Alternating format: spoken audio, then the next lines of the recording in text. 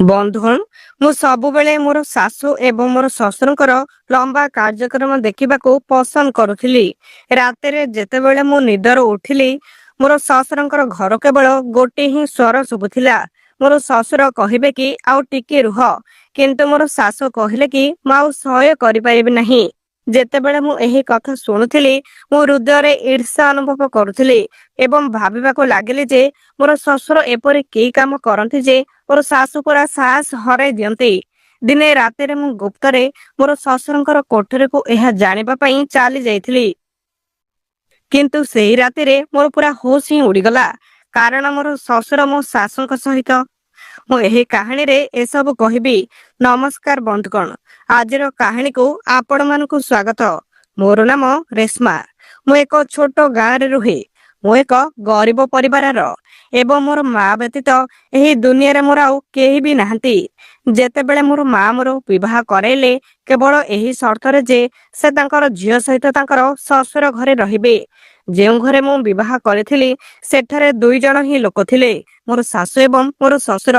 ମୋର ବିବାହର 4 ମାସ ପରେ ମୋର ସ୍ୱାମୀ ଏକ ଦୁର୍ଘଟଣାରେ ମୃତ୍ୟୁବରଣ କଲେ ଏବଂ ତାଙ୍କର ମୃତ୍ୟୁ ପରେ ମୋର ଶ୍ୱଶୁରର ଘରର ଅବସ୍ଥା ପୁରା ସମ୍ପୂର୍ଣ୍ଣ ବଦଳିଗଲା। ମୋର ଶ୍ୱଶୁରଙ୍କର ବୈବାହିକ ଜୀବନ ଏବେ ସମ୍ପୂର୍ଣ୍ଣ ଅଜବ ହୋଇଯାଇଥିଲା। ମୋର ସ୍ୱାମୀଙ୍କ ମୃତ୍ୟୁର ମାତ୍ର 2 ମାସ ପୂର୍ବରୁ ମୋର ଶ୍ୱଶୁର ଏବେ ତୃତୀୟ ବିବାହ କରିଥିଲେ। ଏବେ ଯେତେବେଳେ ମୁଁ ମୋର ବିବାହିତ ଜୀବନ ପରେ ମୋର ଶ୍ୱଶୁର ଘରକୁ ଆସିଲି, ମୁଁ ତାଙ୍କୁ ଦେଖି ପୁରା ଆଶ୍ଚର୍ଯ୍ୟ ହୋଇଗଲି ଯେ ପ୍ରତିଦିନ ସକାଳେ ଏବେ ମୋର ନୂତନ ଶାଶୁ ଏକ ସ୍ଥାନରେ ବସି କାନ୍ଦୁଥିଲେ। ତାଙ୍କର ଅବସ୍ଥା ଏବେ ବହୁତ ଅଦ୍ଭୁତ ଥିଲା। ଯେତେବେଳେ ମୁଁ ମୋର ଶାଶୁଙ୍କୁ ଖରାପ ଭାବରେ ଛୋଟ ଥିବାର ଦେଖିଲି, ଆଉ କେତେବେଳେ ତ ସେ ପେଟରେ ହାତ ରଖି ଖାଲି ପ୍ରବଳ କାନ୍ଦୁଥିଲେ। କିନ୍ତୁ ମୁଁ ପଚାରିଲେ ସେ ସବୁବେଳେ ଚୁପ୍ ହୋଇଯାଉଥିଲେ ଏବଂ ଲଜ୍ଜାରେ ମୁହଁ ଫେରାଇ ନେଉଥିଲେ। ତାଙ୍କର ଆଚରଣ ମୋତେ ଅସହଜ ଅନୁଭବ କରାଇଲା ଏବଂ ମୁଁ ଆଉ କୌଣସି ପ୍ରଶ୍ନ ମଧ୍ୟ ପଚାରି ପାରିଲି ନାହିଁ। କିନ୍ତୁ ଗୋଟିଏ ଦିନ ଯେତେବେଳେ ମୁଁ ଖାଉଥିବା ସମୟରେ ମୋର ଶାଶୁଙ୍କୁ ରୋଷେଇ ଘରେ କାନ୍ଦୁଥିବାର ଦେଖିଲି, ମୁଁ ନିଜକୁ ଆଉ ନିୟନ୍ତ୍ରଣ କରିପାରିଲି ନାହିଁ ଏବଂ ମୋର ଶାଶୁଙ୍କୁ ପଚାରିଲି ଯେ କଣ ହୋଇଛି। ମୋର କଥା ଶୁଣି ସେ କହିଲା କି ତୁମେ ମୋତେ ବିବାହିତ, ଆଉ ତୁମେ ମଧ୍ୟ ଏହି ଯନ୍ତ୍ରଣା ଦେଇ ଗତି କରିଛ, ଆଉ ତୁମେ ମଧ୍ୟ ଜାଣିଥିବ ଯେ ମୁଁ ପ୍ରତିଦିନ ରାତିରେ କଣ ଦେଇ ଗତି କରେ। ଏହି ବୟସରେ ମଧ୍ୟ ସ୍ୱାମୀ ମାନଙ୍କର 5 ପୁରୁଷର ଶକ୍ତି ଥିବା ବେଳେ ସ୍ତ୍ରୀ ମାନଙ୍କର ଅବସ୍ଥା ଏହିପରି ହିଁ ହୋଇଥାଏ। ମୋର ଶାଶୁଙ୍କର କଥା ଶୁଣି ମୁଁ ବହୁତ ଲଜ୍ଜିତ ହୋଇଗଲି, କିନ୍ତୁ ମୋ ସହିତ ଏପରି କିଛି ବି ଘଟି ନଥିଲା। ମୁଁ ପ୍ରଥମ ଦିନ ଗୁଡ଼ିକରେ ହିଁ ମୋର ସ୍ୱାମୀଙ୍କ ସହିତ ଏପରି ଦିନ ବିତାଇଥିଲି ଏବଂ ଏହି ପ୍ରକାରର ଯନ୍ତ୍ରଣା ବିଷୟରେ ମୋର କିଛି ଧାରଣା ହିଁ ନଥିଲା। କିନ୍ତୁ ଏହା ଶୁଣି ମୁଁ ଆଶ୍ଚର୍ଯ୍ୟ ହୋଇଗଲି ଯେ ମୋର 55 ବର୍ଷ ବୟସ୍କ ଶ୍ୱଶୁର ଏପରି କଣ କରନ୍ତି ଯେ ଯାହାକି ମୋର ଶାଶୁଙ୍କୁ ଏତେ ଅସୁବିଧାର ସମ୍ମୁଖୀନ କରାଏ। ଏହି ବୟସରେ ମଣିଷ ହାଡ଼ରେ ଏତେ ଶକ୍ତି ବି ନାହିଁ ଏବଂ ମୋର ଶ୍ୱଶୁର ମଧ୍ୟ ଦୁର୍ବଳ ଅବସ୍ଥାରେ ଥିଲେ। ଏହି ଦିନଠାରୁ ମୁଁ ମୋର ଶାଶୁଙ୍କୁ କୌଣସି ଆଉ ପ୍ରଶ୍ନ ପଚାରି ନାହିଁ। 15 ଦିନ ପର୍ଯ୍ୟନ୍ତ ମୁଁ ନୀରବରେ ତାଙ୍କର ଅବସ୍ଥାକୁ ଖାଲି ଲକ୍ଷ୍ୟ କରୁଥିଲି ଏବଂ ମୋର ଶ୍ୱଶୁରଙ୍କର ଶକ୍ତି ଦେଖି ମୁଁ ପୁରା ଆଶ୍ଚର୍ଯ୍ୟ ହୋଇଗଲି। ମୋର ବିବାହ ହେବାର ବହୁତ ଦିନ ମୋତେ ହୋଇନଥିଲା ଏବଂ ମୋର ସ୍ୱାମୀ ସପ୍ତାହରେ କେବଳ 2 ଥର ହିଁ ମୋର ପାଖକୁ ଆସୁଥିଲେ। କିନ୍ତୁ ଏହାପରେ ସେ ବହୁତ ଲଜ୍ଜିତ ଅନୁଭବ କଲେ ଏବଂ ମୋତେ କହିଲେ ଯେ ମୋର ସ୍ୱାମୀ ଜଣେ 55 ବର୍ଷର ଯୁବକ। ମୋର ଶ୍ୱଶୁର ପ୍ରତିଦିନ ମୋର ଶାଶୁଙ୍କୁ ହଇରାଣ କରୁଥିଲେ। ପ୍ରତିଦିନ ସକାଳେ ମୋର ଶାଶୁ ଏବେ ଘରୁ ଓଦା କେଶ ଏବଂ ଲାଲ ମୁହଁ ନେଇ ବାହାରକୁ ଆସୁଥିଲେ ଏବଂ ଘରର କାମ ମଧ୍ୟ ବହୁତ କମ୍ ସାରି ପାରୁଥିଲେ। ମୁଁ ଏବଂ ମୋର ମା ଏବେ ପ୍ରତିଦିନ ମୋର ଶାଶୁଙ୍କୁ ଯନ୍ତ୍ରଣା ହେଉଥିବାର ଦେଖିପାରୁଥିଲୁ, କିନ୍ତୁ ଆମେ ଆଉ କିଛି ବି କରିପାରୁନଥିଲୁ। କେତେବେଳେ ମୋତେ ଲାଗୁଛି ଯେ ଶାଶୁ ଶ୍ୱଶୁରଙ୍କୁ ଏବେ ମିଛ କୁହନ୍ତି। ଏହି ବୟସରେ ତୁମେ ପ୍ରତିଦିନ ଏସବୁ କିପରି କରିପାରିବ? ତାପରେ ଗୋଟିଏ ରାତିରେ ଯେତେବେଳେ ମୁଁ ଶୋଇପାରିଲି ନାହିଁ ଏବଂ ମୋର କୋଠରୀରୁ ବାହାରକୁ ଚାଲିଗଲି, କୌଣସି ଉଦ୍ଦେଶ୍ୟ ନଥାଇ ମଧ୍ୟ ମୁଁ ମୋର ଶ୍ୱଶୁରଙ୍କର କୋଠରୀର ଦ୍ୱାର ପାଖରେ ପହଞ୍ଚିଗଲି। ମୁଁ ଦ୍ୱାର ପାଖରେ କାନ ରଖିବା ମାତ୍ରେ ହିଁ ଭିତରର ଶବ୍ଦ ଶୁଣି ମୁଁ ବହୁତ ଲଜ୍ଜିତ ଅନୁଭବ କଲି। ଶାଶୁ ରାଗରେ ଶ୍ୱଶୁରଙ୍କୁ କହୁଥିଲେ କି ତୁମେ ମୋର ଜୀବନକୁ କଷ୍ଟକର କରିଦେଲ, ଟିକେ ଲଜ୍ଜା କର। ମୁଁ ଭାବିଥିଲି କି ଏହା କେବଳ କିଛି ଦିନର ହିଁ କଥା ହେବ, କିନ୍ତୁ ତୁମର ଜିଦ୍ ଆଉ ଜମା ବି ଶେଷ ହେଉନାହିଁ। ଏବେ ମୋର ଯଥେଷ୍ଟ ହୋଇଗଲା। ମୁଁ ଏହାକୁ ଆଉ ସହ୍ୟ କରିପାରିବି ନାହିଁ। ମୋତେ ଏବେ ଛାଡ଼ି ଦିଅ। ଯେତେବେଳେ ଶ୍ୱଶୁର କହୁଥିଲେ କି ତୁମେ ଏପରି କଥା କାହିଁକି କହୁଛ ଯେ ବହୁତ ଡେରି ହୋଇଗଲାଣି, ମୁଁ ଚୁପଚାପ ଏବେ ତାଙ୍କର କଥା ଶୁଣିଲି। ତାପରେ କିଛି ନୀରବତା ପରେ ମୁଁ ଶାଶୁଙ୍କର କାନ୍ଦର ଶବ୍ଦ ଶୁଣିଲି। ମୁଁ ଶାଶୁଙ୍କ ଆଡକୁ ଦେଖି ଆଖି ବନ୍ଦ କରିଦେଉଥିଲି, କାରଣ ଏହା ସ୍ତ୍ରୀ ଏବଂ ସ୍ୱାମୀଙ୍କର ଏକ ବ୍ୟକ୍ତିଗତ ବିଷୟ ଥିଲା।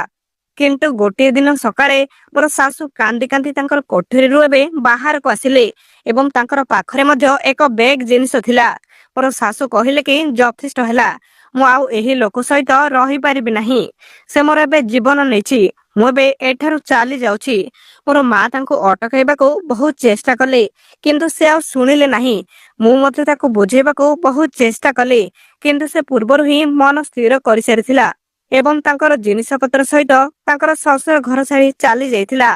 ମୋର ଶାଶୁ ଯିବାର ଗୋଟିଏ ଦିନ ବି ବିତି ନଥିଲା ଯେ ମୋର ଶ୍ୱଶୁର ଘରେ ହଙ୍ଗାମା କରିଥିଲେ, ଯଦି ଅନିତା ଚାଲିଯାଏ ତେବେ ମୋ ପାଇଁ ଗୋଟେ ନୂଆ ବୋହୂଟି ଆଣ, ମୁଁ ଆଉ ଏକା ରହିପାରିବି ନାହିଁ। ମା ତାଙ୍କର ମୁଣ୍ଡ ଧରି କହିଲେ ଯେ ଯେ ପର୍ଯ୍ୟନ୍ତ ତୁମର ଆଚରଣରେ ଉନ୍ନତି ନ ହୁଏ ମୁଁ ତୁମର ବିବାହ କରେଇବି ନାହିଁ। ଯାହା ବି ହଉ, ଅନିତା ଏବେ ବି ତୁମର ହିଁ ଅଛି, ତାଙ୍କୁ ବୁଝାଇ ଟିକେ ଫେରେଇ ଆଣ। ଶ୍ୱଶୁର ହାତ ଯୋଡ଼ି କହିଲେ ଯେ ସେ ବହୁତ ହଇରାଣ କରୁଥିଲେ, ମୁଁ ତାଙ୍କୁ ଛୁଇଁବା ମାତ୍ରେ ହିଁ ସେ ବହୁତ କ୍ରୋଧ କରୁଥିଲେ। ମୋର ଏବେ ବି ଏପରି ଆଉ ଇଚ୍ଛା ନାହିଁ। ଏଥର ମୁଁ ଜଣେ ମଧ୍ୟମ ବୟସ୍କ ସୁସ୍ଥ ମହିଳା ଚାହୁଁଛି, ଯିଏକି ମତେ ସାଥୀ କରିପାରିବ। ଶ୍ୱଶୁରଙ୍କର ଦାବି ଶୁଣି ମୁଁ ନିର୍ବାକ ହୋଇଗଲି। ମୋର ମା ମଧ୍ୟ ଚୁପଚାପ ରୁମକୁ ଚାଲିଗଲେ ଏବଂ ମୁଁ ଲଜ୍ଜାରେ ମୋର ମୁଣ୍ଡ ନୁଆଇଲି। ମୋର ଶ୍ୱଶୁର 20 କି 22 ବର୍ଷର ପୁଅ ପରି ଦାବି ଗୁଡିକର ତାଲିକା ଦେଉଥିଲେ, ଯେତେବେଳେ କି ସେ 55 ବର୍ଷ ବୟସ୍କ ଏବଂ ତାଙ୍କର କେଶ ମଧ୍ୟ ସମ୍ପୂର୍ଣ୍ଣ ଧଳା ଥିଲା। ମା ଶ୍ୱଶୁରଙ୍କର କଥାକୁ ଏବେ ଅଣଦେଖା କଲେ, କିନ୍ତୁ ସେ ଏବେ ବି ଜିଦ୍ ଧରି ବସିଥିଲେ। ସେ ଆଉ ଖାଉନଥିଲେ କି କାହା ସହିତ କଥା ମଧ୍ୟ ହେଉନଥିଲେ, ସେ କେବଳ ବିବାହ କରିବାକୁ ହିଁ ଚାହୁଁଥିଲେ। ଶ୍ୱଶୁର ନିଜର କୋଠରୀରେ ନିଜକୁ ସୀମିତ ରଖିଥିଲେ। ମା କ୍ରୋଧରେ କହୁଥିଲେ ଯେ ଏତେ ବୃଦ୍ଧ ବୟସରେ ମଧ୍ୟ ତାଙ୍କର ଏକାକିତା ଆଉ ଶେଷ ହୁଏ ନାହିଁ। କେତେ ଲୋକ ତାଙ୍କର ସ୍ତ୍ରୀଙ୍କ ମୃତ୍ୟୁ ପରେ ଏକା ରୁହନ୍ତି, କିନ୍ତୁ ସେ କେବଳ ଜଣେ ସ୍ତ୍ରୀ ଚାହାନ୍ତି ଏବଂ ତାହା ମଧ୍ୟ ତାଙ୍କର ପସନ୍ଦର। ଏହି ବୟସରେ ତାଙ୍କୁ କିଏ ପ୍ରଲୋଭିତ କରିବ? ମୁଁ ଏପରି ପ୍ରଲୋଭନ କେଉଁଠାରେ ପାଇବି? ଏବେ ଗରିବ ପରିବାରର ଝିଅମାନେ ମଧ୍ୟ ତାଙ୍କର ନାମ ଶୁଣି କାନ ଛୁଇଁଥାନ୍ତି। ସେ ପତ୍ନୀମାନଙ୍କୁ ଏତେ ପରିମାଣରେ ଶୋଷଣ କରନ୍ତି ଯେ ତାଙ୍କର ଖ୍ୟାତି ମଧ୍ୟ ବହୁତ ଦୂରକୁ ବ୍ୟାପି ଯାଇଥିଲା। ମାଙ୍କର କଥା ଶୁଣି ମୁଁ ପୁରା ଚିନ୍ତାରେ ପଡିଗଲି। ମୁଁ ମୋର ମାଙ୍କୁ କହିଲି ଯେ ମୋର ଜଣେ ବନ୍ଧୁ କାଜଲ ଏବେ ଛାଡପତ୍ର ଚାହୁଁଛି ଏବଂ ସେ ମଧ୍ୟ ଏବେ ଘରେ ବସିଛି। ଯଦି ଆପଣ ସମ୍ପର୍କ ବିଷୟରେ କଥା ହୁଅନ୍ତି, ସେ ମଧ୍ୟମ ବୟସ୍କ ଏବଂ ସୁସ୍ଥ ମଧ୍ୟ। ମା ମୋ ଆଡକୁ ଚାହିଁ କହିଲି ଯେ ଯଦି ଆପଣ ଏହା ଉପଯୁକ୍ତ ଭାବନ୍ତି ତେବେ ତାଙ୍କ ସହିତ କଥା ହୁଅନ୍ତୁ, କିନ୍ତୁ ମୁଁ ନିଶ୍ଚିତ ଯେ ଆପଣଙ୍କର ଶ୍ୱଶୁର ତାଙ୍କୁ ଗୋଟିଏ ମାସର ଆଉ ଅଧିକ ସମୟ ପର୍ଯ୍ୟନ୍ତ ରହିବାକୁ ଜମା ବି ଦେବେ ନାହିଁ। ସେ ଏପରି କି ପ୍ରକାରର ଶକ୍ତି ଔଷଧ ନିଅନ୍ତେ କି ଯାହାକୁ ମୁଁ ସମସ୍ତ ରେକର୍ଡ ସ୍ଥାପନ କରିଛି। ମୁଁ ମୋର ହସକୁ ଏବେ ବହୁତ କଷ୍ଟରେ ଲୁଚାଇଲି ଏବଂ ମୋର ସାଙ୍ଗର ମାଙ୍କୁ ଡାକିଲି। ମୋର ସାଙ୍ଗରେ ମଧ୍ୟ ତାଙ୍କର ଝିଅ ଅଛନ୍ତି, ତେଣୁ ସେ ସାଙ୍ଗେ ସାଙ୍ଗେ ରାଜି ହୋଇଯାଇଥାନ୍ତେ। ମୋର ବନ୍ଧୁ ଏବଂ ଶ୍ୱଶୁର ମଧ୍ୟରେ ଅନେକ ବୟସର ପାର୍ଥକ୍ୟ ଥିଲା, କିନ୍ତୁ ମୋର ବାଡିର ଅବସ୍ଥା ମଧ୍ୟ କିଛି ବି ଭଲ ନଥିଲା। ସେ ତାଙ୍କୁ ବର୍ତ୍ତମାନ ପୂର୍ବରୁ ହିଁ ବିବାହ କରିଥିଲେ, ଯାହାକି ତାଙ୍କ ଘରର କଥା କହିଲା, କିନ୍ତୁ ଏଠାକୁ ଆସିବା ପରେ କହିଲେ ଯେ ସେ ବହୁତ ଶକ୍ତିଶାଳୀ ଏବଂ ଆପଣ ଜାଣନ୍ତି କାହିଁକି? ମୋ ମୁଣ୍ଡ ହଲାଇଲି ଏବଂ ସେ ଧୀରେ ଧୀରେ ମୋର ପାଖକୁ ଆସି କହିଲେ ଯେ ଏହା ତାଙ୍କ ଦ୍ୱାରା ବ୍ୟବହୃତ ସ୍ୱତନ୍ତ୍ର ରେସିପିର ଫଳାଫଳ। ଏହା କହି ସେ ତାଙ୍କର ରୁମକୁ ଫେରିଗଲେ, କିନ୍ତୁ ମୁଁ ଏବେ ଭାବନାରେ ହଜିଗଲି। ଧୀରେ ଧୀରେ ମୁଁ ବୁଝିପାରିଲି ଯେ ମୋର ଶ୍ୱଶୁର ଏପରି କିଛି ଖାଆନ୍ତି ଯାହା ଯୋଗୁଁ ତାଙ୍କର ଏତେ ଶକ୍ତି ଅଛି। ମୁଁ ମୋର ମୁଣ୍ଡକୁ ଧରିଥିଲି, ଏହି କଥା କେବେ ମୋର ମନକୁ ଆସିନଥିଲା। ତାପରେ ମୁଁ ଚୁପଚାପ ଏବେ ସବୁ କଥା ମୋର ମାଙ୍କୁ କହିଲି। ମୋର ମା କହିଲେ କି ତୁମର ଶ୍ୱଶୁର କେଉଁ ପ୍ରତିକାର ବ୍ୟବହାର କରନ୍ତି ତାହା ଟିକେ ଖୋଜ। ଏପରି ହେବା ଉଚିତ ନୁହେଁ ଯେ ତାଙ୍କର ପ୍ରତିକାର ଯୋଗୁଁ ନବବଧୂ କାଜଲର ମଧ୍ୟ ଜୀବନ ନେଇଯାଏ ଏବଂ ସେଠାରୁ ପଳେଇ ଯାଏ। ମୋ ହାତ ଛୁଇଁ କହିଲେ କି ମା, ମୁଁ ଏପରି ବିଷୟରୁ ଦୂରେ ରହି ଭଲରେ ହିଁ ଅଛି, କିନ୍ତୁ କୌଣସି ଝିଅ ଏପରି ନୁହେଁ କି ଯିଏ ଆସିଲା କି କିଛି ଦିନ ପରେ ଚୁପଚାପ ଘରକୁ ଚାଲିଯିବ ଏବଂ ଶ୍ୱଶୁର ପୁଣି ଥରେ ବିବାହ ପାଇଁ ଜିଦ୍ କରିବେ। ଏବେ ମୁଁ ବୁଝିପାରୁଥିଲି ଯେ ଝିଅମାନେ କାହିଁକି ତାଙ୍କୁ ଛାଡି ଚାଲି ଯାଉଥିଲେ। ମୋର ଜଣେ ବନ୍ଧୁ 2 ମାସ ପାଇଁ କଷ୍ଟରେ ରହିପାରିଲେ। ତାପରେ ଗୋଟିଏ ଦିନ ସେ ଚୁପଚାପ ତାର ଜିନିଷପତ୍ର ପ୍ୟାକ୍ କରି ଶ୍ୱଶୁରଙ୍କୁ ଛାଡପତ୍ର ଦେଇ ସେଠାରୁ ଚାଲିଗଲେ।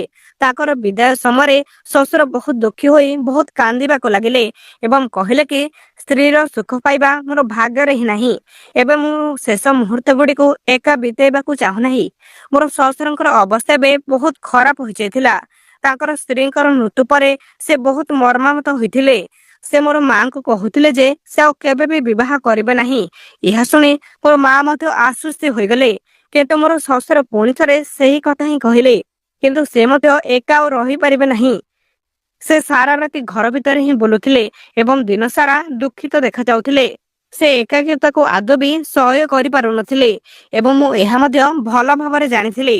ତାପରେ ମା ଶ୍ୱଶୁର ପାଇଁ ଝିଅ ଖୋଜିବା ଆରମ୍ଭ କରିଦେଲେ। ପରିବାରର ଜଣେ ମହିଳାକ ବହୁତ ଅଜବ କଥା କହିଲେ, ତୁମେ ତୁମର ବିଧବା ଝିଅଙ୍କୁ ତାଙ୍କ ସହିତ କାହିଁକି ବିବାହ ଦେଉନାହଁ? ପରିବାରର ମାମଲା ପରିବାର ଭିତରେ ହିଁ ରହିବ ଏବଂ ତୁମର ଝିଅ ମଧ୍ୟ ସମାଧାନ ହୋଇଯିବ। ସମ୍ପର୍କୀୟଙ୍କ ଠାରୁ ଏହା ଶୁଣି ମୋର ମା ପୁରା ଖୁସିରେ ଡେଇଁ ପଡ଼ିଲେ ଏବଂ କହିଲେ କି ମୋର ଝିଅର ବୟସ ମାତ୍ର 22 ବର୍ଷ ଏବଂ ତାଙ୍କର ଶ୍ୱଶୁରଙ୍କର ବୟସ 55 ବର୍ଷ। ଉପହାର ଆଣିଥିବା ମହିଳା ଜଣକ ମୋର ମାଙ୍କୁ ଅଜବ ଦୃଷ୍ଟିରେ ଏବେ ଚାହିଁକି କହିଲେ, ଏ ପର୍ଯ୍ୟନ୍ତ ତୁମେ ଯବାନ ଝିଅମାନଙ୍କୁ ସେଇ ବୃଦ୍ଧଙ୍କ ପାଇଁ ଆଣିଛ, ତେବେ ତୁମର ଝିଅଙ୍କୁ ତାଙ୍କୁ ଦେବାରେ ଅସୁବିଧା କଣ ଅଛି? ତୁମର ଝିଅର ରଙ୍ଗ ସମ୍ପୂର୍ଣ୍ଣ କଳା। ତାର ପ୍ରଥମ ବିବାହ ମଧ୍ୟ ବହୁତ କଷ୍ଟକର ହୋଇଥିଲା ଏବଂ ଦ୍ୱିତୀୟ ବିବାହ ପ୍ରସ୍ତାବ ପାଇବା ମଧ୍ୟ ବହୁତ କଷ୍ଟକର ଅଟେ। ଯେତେବେଳେ ମୁଁ ଏହା ଜାଣିଲି ଯେ ମୁଁ ପୁରା ରାଗିଗଲି। ମୁଁ କହିଲି କି ମା, ତୁମେ କଣ କହୁଛ? ମୁଁ ମୋର ଶ୍ୱଶୁରଙ୍କୁ କିପରି ବିବାହ କରିବି? ସେ ଦ୍ୱିତୀୟ ବିବାହ ପ୍ରସ୍ତାବ ପାଇବା କଷ୍ଟକର। ମୁଁ ମୋର ମାଙ୍କର କଥା ଶୁଣି ଭାବିବାକୁ ଲାଗିଲେ କି ଯେଉଁ ରାତିରେ ମୁଁ ମୋର ଶ୍ୱଶୁରଙ୍କର କୋଠରୀରୁ ନିଶ୍ୱାସ ନେବାର ଶବ୍ଦ ଶୁଣିଲି, ମୁଁ ନିଜେ ହିଁ ସାରା ରାତି ଅସ୍ଥିର ଥିଲି। ମୋର ହୃଦୟ ମଧ୍ୟ ଚାହୁଁଥିଲା ଯେ କେହି ଜଣେ ମୋତେ ପୁଣି ଥରେ ମୋର ଜୀବନରେ ଆସୁ। ବହୁତ ଭାବିବା ଏବଂ ବୁଝିବା ପରେ ମୁଁ ମୋର ଶ୍ୱଶୁରଙ୍କୁ ବିବାହ କରିବାକୁ ମଧ୍ୟ ନିଷ୍ପତ୍ତି ନେଇଥିଲି। ଯେତେବେଳେ ଶ୍ୱଶୁର ଏହା ଜାଣିଲେ, ସେ ଖୁସିରେ ପୁରା ପାଗଳ ହୋଇଗଲେ। କହିବାକୁ ଲାଗିଲେ କି ଏହାଠାରୁ ଭଲ ଆଉ କଣ ବା ହୋଇପାରେ? ସେ ମୋତେ ଆଉ କେବେ ବି ଛାଡ଼ିବେ ନାହିଁ। ମା ସରଳତା ସହିତ ବିବାହର ମଧ୍ୟ ବ୍ୟବସ୍ଥା କରିଥିଲେ। ଗୋଟେ କିମ୍ବା 2 ଜଣ ପଡ଼ୋଶୀ ମଧ୍ୟ ଏହା ବିଷୟରେ ଜାଣିଥିଲେ। କିନ୍ତୁ ତଥାପି ଏହି ବିବାହ ପ୍ରସ୍ତାବ ବହୁତ ଅଜବ ହିଁ ଥିଲା ଏବଂ ସେ ମଧ୍ୟ ବହୁତ ଗରିବ ଥିଲେ। ମୁଁ ଯାହାକୁ ଏପର୍ଯ୍ୟନ୍ତ ଶ୍ୱଶୁର ବୋଲି ଡାକୁଥିଲି, ସେ ମୋର ଏବେ ସ୍ୱାମୀ ହୋଇଯାଇଥିଲେ। ଯେତେବେଳେ ମୁଁ ତାଙ୍କର କୋଠରୀରେ ପହଞ୍ଚିଲି, ଏକ ଅଜବ ଭୟ ମୋତେ ଘାରିଦେଲା। ମୁଁ ଭାବୁଥିଲି ଯେ ମୁଁ ଜାଣିନାହିଁ ଯେ ମୋର ଶ୍ୱଶୁରଙ୍କର କେତେ ଶକ୍ତି ଥିବ ଏବଂ ସେ ପ୍ରଥମ ରାତିରେ ମୋ ସହିତ କଣ କରିବେ। ମୁଁ ଏହାକୁ କିପରି ସହ୍ୟ କରିବି? କିଛି ସମୟ ପରେ ମୋର ଶ୍ୱଶୁର କୋଠରୀ ଭିତରକୁ ଆସିଲେ ଏବଂ ଆଲମାରିରୁ ଏକ ଲଫାଫା ବାହାର କରି ଗୋଟେ କୋଣରେ ବସିଗଲେ। ଏହା ଦେଖି ମୁଁ ଉଠି ମୋର ଶ୍ୱଶୁରଙ୍କର ପାଖକୁ ଯାଇ ପଚାରିଲି ଯେ ସେ କଣ କରୁଛନ୍ତି। ସେ କହିଲେ ଯେ ଭଜା ଚଣା ଅଛି ଏବଂ ମୁଁ ସେଗୁଡ଼ିକୁ ହିଁ ବ୍ୟବହାର କରିବି। ଶ୍ୱଶୁରଙ୍କର କଥା ଶୁଣି ମୁଁ ସାଙ୍ଗେ ସାଙ୍ଗେ ଶାଶୁଙ୍କର କଥା ଏବେ ମନେ ପକାଇଦେଲି, ଯେଉଁଥିରେ ସେ ମୋତେ କହୁଥିଲେ ଯେ ସେ ଦେଶୀ ନୁସ୍କାକୁ ବ୍ୟବହାର କରନ୍ତି। ମୁଁ ସାଙ୍ଗେ ସାଙ୍ଗେ ଏବେ ଶ୍ୱଶୁରଙ୍କ ଠାରୁ ଚଣା ଥିବା ଲଫାଫାଟି ଛଡ଼ାଇ ନେଇ କହିଲି ଯେ ତୁମକୁ ଏହାକୁ ଖାଇବାକୁ ଜମା ବି ହେବ ନାହିଁ। କିନ୍ତୁ ଏଥିରେ ଶ୍ୱଶୁର ପୁରା ରାଗିଗଲେ। ସେ ମୋ ହାତରୁ ଲଫାଫାଟି ନେଇ କହିଲେ କି ମୁଁ ଏବେ ବୁଢ଼ା ହୋଇଯାଇଛି, ମୋତେ ନିଜର ମଧ୍ୟ ଯତ୍ନ ନେବାକୁ ପଡ଼ିବ। ତାପରେ ସେ ଚଟାଣରେ କିଛି ଚିନି ଏବଂ କ୍ରିମ୍ ମିଶାଇ ସେହି ମିଶ୍ରଣକୁ ଏକ କ୍ଷୀର ଗ୍ଲାସରେ ଢାଳି ମୋତେ ସେ ସବୁ ଦେଖାଇ ଦେଲେ। କିଛି ସମୟ ମଧ୍ୟରେ ହିଁ ସେଇ କ୍ଷୀର ଗ୍ଲାସଟିକୁ ସେ ପିଇଦେଲେ। ମୁଁ ଏବେ ବହୁତ ନର୍ଭସ ଅନୁଭବ କଲି। ଦେଖାଯାଉଥିଲା ଯେ ଏବେ ମୁଁ ମଧ୍ୟ ମୋର ଶାଶୁଙ୍କ ପରି ମୋର ଶାଶୁଙ୍କୁ ଆଉ ବାଧ୍ୟ କରିନାହିଁ କିମ୍ବା ମୁଁ କୌଣସି ସମ୍ପର୍କରେ ଆଉ ଆଶାକୁ ପ୍ରକାଶ କରିନାହିଁ। ବରଂ ସେ ମୋର ହତାଶାକୁ ଏବେ ବୁଝିପାରି ମୋତେ ବିଶ୍ରାମ ନେବାକୁ ଦେଲେ। କିଛି ସମୟ ପରେ ମୁଁ ଗଭୀର ନିଦ୍ରାରେ ପଡ଼ିଗଲି। ପରଦିନ ସକାଳେ ଏବେ ସବୁକିଛି ବହୁତ ଭଲ ହିଁ ଥିଲା। ଶ୍ୱଶୁର ମୋ ଉପରେ ବହୁତ ବିରକ୍ତ ହୋଇ କହିଲେ କି ମୋର ତୁମର ସମର୍ଥନ ଅଛି, ତେଣୁ ମୋତେ ଏହି ଟଙ୍କା ଆଉ ଜମା ବି ଦରକାର ନାହିଁ। ହଁ, ତାଙ୍କୁ କେବେ ବି ମୋର ଆଉ ଜମା ବି ଆବଶ୍ୟକତା ନଥିଲା, କିନ୍ତୁ ସବୁବେଳେ ମୋର ଇଚ୍ଛା ଏବଂ ମୋର ଖୁସି ବିଷୟରେ ସେ ପଚାରୁଥିଲେ। ମୋର ପାଖକୁ ଯିବା ପୂର୍ବରୁ ସେ ଯେତେବେଳେ ବି ଅନୁମତି ମାଗିଲେ ମୁଁ ବହୁତ ଆଶ୍ଚର୍ଯ୍ୟ ହୋଇଯାଉଥିଲି, କାରଣ ମୁଁ ଭାବୁଥିଲି ଯେ ବିବାହ ପୂର୍ବରୁ ମୋର ଶ୍ୱଶୁର ମଧ୍ୟ ସମ୍ପୂର୍ଣ୍ଣ ଭିନ୍ନ ହିଁ ହୋଇଥିବେ। ତାପରେ ଗୋଟିଏ ଦିନ ଯେତେବେଳେ ମୁଁ ତାଙ୍କୁ ଏହା କହିଲି, ମୋର ଶ୍ୱଶୁର ମୋତେ ଏକ ଗୁପ୍ତ କଥା କହିଲେ, ଯାହାକି ମୋତେ ସ୍ତବ୍ଧ କରିଦେଲା। ସେ କହିବାକୁ ଲାଗିଲେ ଯେ ମୁଁ ମୋର ସାରା ଜୀବନ ତୁମର ମାଙ୍କ ସହିତ ବିତାଇଛି ଆଉ ସେ ସବୁବେଳେ ଛୋଟ ଛୋଟ କଥାରେ ମଧ୍ୟ ଯତ୍ନ ନେଉଥିଲେ, ତେଣୁ ମୋ ପାଇଁ ଏକା ରହିବା ବହୁତ କଷ୍ଟକର ଥିଲା। ବିବାହ ପରେ ମୁଁ ପ୍ରଥମ ଥର ସ୍ତ୍ରୀମାନଙ୍କୁ ମଧ୍ୟ ଟଙ୍କା ଦେଇଥିଲି, ଯାହାଦ୍ୱାରା ସେମାନେ ଅନୁଭବ କରିବେ ଯେ ମୁଁ ଶୀଘ୍ର ମରିବି ନାହିଁ ଏବଂ ସେମାନେ ଅସୁରକ୍ଷିତ ଆଉ ଜମା ବି ଅନୁଭବ କରିବେ ନାହିଁ। କିନ୍ତୁ ଏହା କରିବା ସତ୍ତ୍ୱେ ମଧ୍ୟ କିଛି ଦିନ ପରେ ସେ ବହୁତ ଟଙ୍କା ନେଇ ମତେ ଛାଡା ପତ୍ର ଦେଇଦେଲା। ଆଉ ସେ ମତେ ଏତେ ହଇରାଣ କରୁଥିଲା ଯେ ମୁଁ ତାଙ୍କୁ ଛାଡିବାକୁ ମଧ୍ୟ ବାଧ୍ୟ ହୋଇଯାଉଥିଲି। ତାପରେ ସେ ମତେ କୌଣସି ବାହାନାରେ ମଧ୍ୟ ଛାଡିକି ଚାଲି ଯାଉଥିଲେ ଏବଂ ମୁଁ କେବେ ବି ତାକୁ ଫେରି ନେବାକୁ ମଧ୍ୟ ଜମା ବି ଚେଷ୍ଟା କରିବି ନାହିଁ। କାରଣ ମୁଁ ଏପରି ମହିଳା ମାନଙ୍କୁ ମୋର ପାଖରେ ଆଉ କାହିଁକି ରଖିବି, ଯିଏ କି ପ୍ରଥମେ ଟଙ୍କା ପାଇଁ ଆସିଥାଏ ଏବଂ ତାପରେ ଛାଡପତ୍ର ଦେଇ ସେଠାରୁ ଚାଲିଯାଏ। ତାପରେ ଯେତେବେଳେ ତୁମେ ମୋର ଜୀବନରେ ଆସିଲ, ତୁମେ ମୋର ପ୍ରଥମ ସ୍ତ୍ରୀ ପରି ମୋର ପ୍ରକୃତ ଯତ୍ନ ନେବା ଆରମ୍ଭ କରିଦେଲ। ଆଉ ମୁଁ ଦେଖିଲି ଯେ ତୁମର ଟଙ୍କା ପ୍ରତି କୌଣସି ଲୋଭ ହିଁ ନାହିଁ। ତାପରେ ମୁଁ ସେଠାରୁ ହିଁ ଚାଲି ଯାଇଥିଲି। କିନ୍ତୁ ଯେତେବେଳେ ତୁମେ ଟଙ୍କା ନେବାକୁ ମନା କଲ, ମୋର ଖୁସିରେ ଆଉ ଜମା ବି ସୀମା ନଥିଲା। ମୁଁ ବୁଝିପାରିଲି ଯେ ଏବଂ ମୋର ଜୀବନ ଏବେ ଶାନ୍ତିରେ ବିତିବ। ଆଉ ତୁମେ ମୋ ଠାରୁ ମଧ୍ୟ ବହୁତ ଛୋଟ ଅଛ। କିନ୍ତୁ ତୁମେ ପ୍ରମାଣ କରିଦେଲ ଯେ ସ୍ୱାମୀ ସ୍ତ୍ରୀଙ୍କ ସମ୍ପର୍କ କେବଳ ଆଖି ନୁହେଁ, ହୃଦୟ ମଧ୍ୟ ମଜବୁତ ହୋଇଥାଏ ଏବଂ ପୁରୁଷ ଶକ୍ତି ମଧ୍ୟ ବୃଦ୍ଧି ପାଏ। କିନ୍ତୁ ମୁଁ ଏହାକୁ ମୋର ଆଖି ପାଇଁ ହିଁ ବ୍ୟବହାର କରିଥାଏ, କାରଣ ସମୟ ସହିତ ମୋର ଦୃଷ୍ଟି ଶକ୍ତି ମଧ୍ୟ ଦୁର୍ବଳ ହୋଇଯାଉଛି। ତେଣୁ ମୁଁ ଚାହୁଁଛି ଯେ ଏହାକୁ ପ୍ରତିଦିନ ବ୍ୟବହାର କରେ। ଶ୍ୱଶୁରଙ୍କ ଠାରୁ ଏହା ଶୁଣିବା ପରେ ମୋର ମୁହଁ ପୁରା ମଳିନ ପଡିଗଲା। କିନ୍ତୁ ମୁଁ ହସିଦେଲି। ଆଉ ସେ ପ୍ରକୃତରେ ବହୁତ ଭଲ ଲୋକ ହିଁ ଥିଲେ। କିନ୍ତୁ ଘରର ଅନ୍ୟ ଲୋକମାନେ ତାଙ୍କର ଭଲ ପାଇବାର ସୁଯୋଗ ନେଉଥିଲେ। ଏବେ ମୁଁ ବୁଝିପାରିଲି ଯେ ଏହି ଦୁନିଆର ମହିଳାମାନେ ଟଙ୍କା ପଛରେ କାହିଁକି ଦୌଡନ୍ତି। ଯେତେବେଳେ ସେମାନେ ଟଙ୍କା ପାଆନ୍ତି ସେତେବେଳେ ସମ୍ପର୍କର କୌଣସି ଆଉ ମୂଲ୍ୟ ନାହିଁ। କିନ୍ତୁ ମୋର ଶ୍ୱଶୁର ମତେ ସ୍ତ୍ରୀ ଭାବରେ ଯେଉଁ ପ୍ରେମ ଦେଇଥିଲେ, ମୁଁ କେବେ ବି ତାକୁ ଛାଡିବା ବିଷୟରେ ଜମା ବି ମଧ୍ୟ ଭାବି ପାରିନଥିଲି। ଆଜି ମୁଁ 55 ବର୍ଷ ବୟସର ସ୍ୱାମୀଙ୍କ ସହିତ ଏକ ସୁଖମୟ ଜୀବନ ବିତାଉଛି ଏବଂ ମୁଁ ସମ୍ପୂର୍ଣ୍ଣ ଏବେ ଖୁସିରେ ମଧ୍ୟ ଅଛି।